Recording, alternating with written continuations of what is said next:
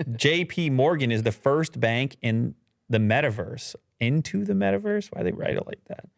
It's more futuristic. Onyx.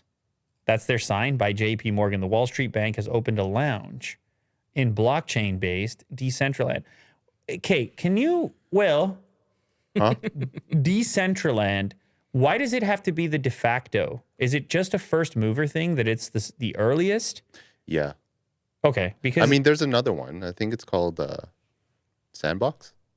Okay, so this is the type of thing where Decentraland takes off, a lot of attention, press, and all the rest of it, and then and then brands latch onto it. But we could just as easily see many other versions of this.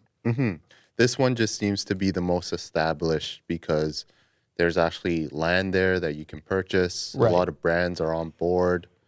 Yeah. There's activities in there. Very marketable.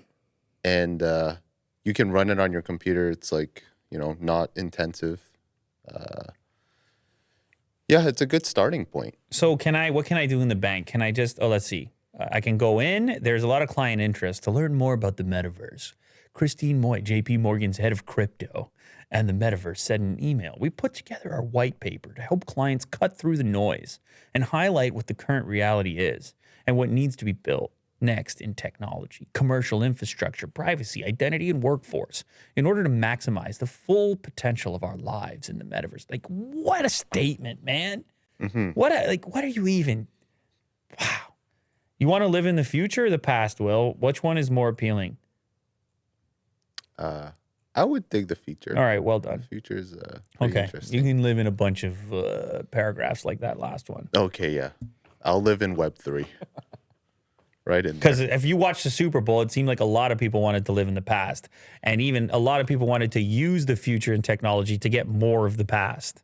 I don't know if you remember all those commercials. It was just heavy nostalgia. It's like everyone's miserably marching towards this future. Yeah. That version of the future. Like even Meta themselves made a depressing commercial. It's very bleak. It's weird. It's like a self-conscious, self-deprecating kind of... Anyway, let's go on to the next one. I think you do your taxes in there or something. I don't know. Yeah. Okay, good. That's exactly what I want to do in the metaverse. It's so much better. Yeah.